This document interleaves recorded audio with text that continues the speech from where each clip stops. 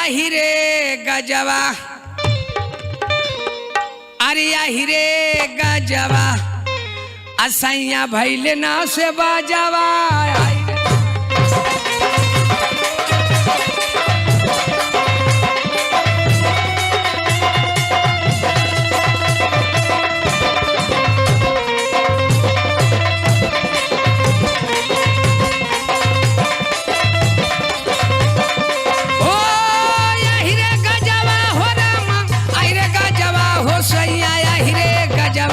सैया भैले ना से बजावा,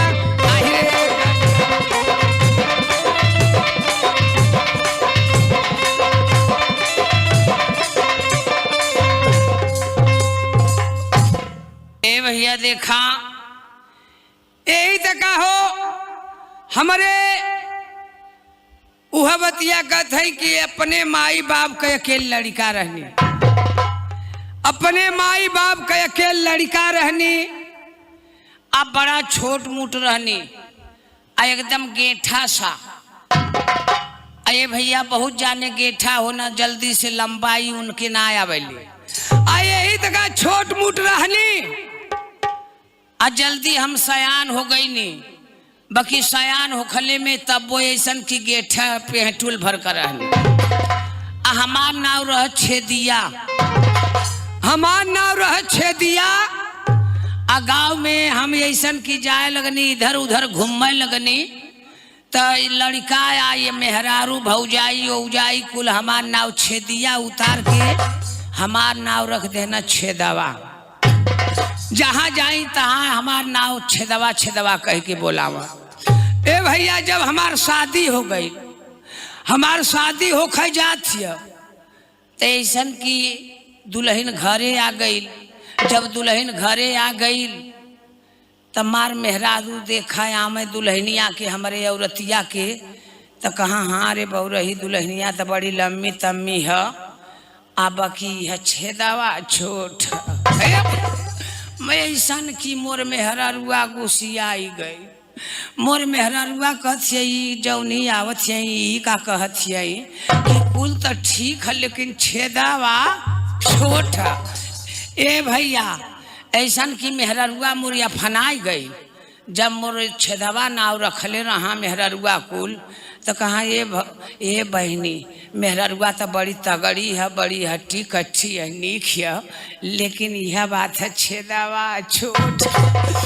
मोर मेहरारुआ लगल रोव, कहती है कि माँ ऐसन की अजुआ आयल हूँ तो का करी, मरु कबो ना जौना महतहिया कुल आवत है कुल कहत है कि ऐसन की कुल ठीक है लेकिन छेदवा छोट है।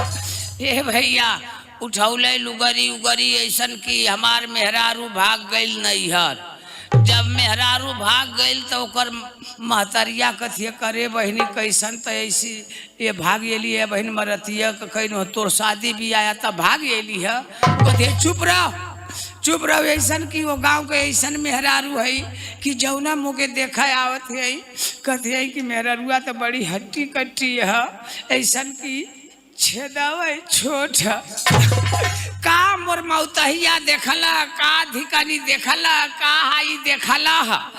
ए भैया ओकर महतरिया कथिए करे मत के इतना दूध दही खियौनो या कवन का कैल एकरे खातिर पंचायत जुटल।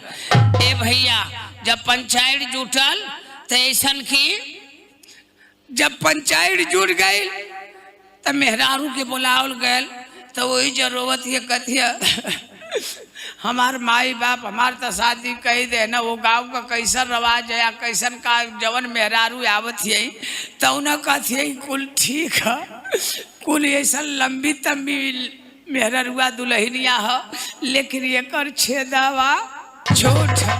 तो ये भैया ना समझ ऐसन की छेदिया नाव से हमार नाव छेदवा रख देले रहना, यही लिए वो छेदवा कहाँ है। लेकिन ऐसा औरतिया एकदम से गुस्सियाई गई, कहा हम जैबे ना करब, लेकिन ओकर मर्दा गजवा पियत रहा। लेकिन का कथिया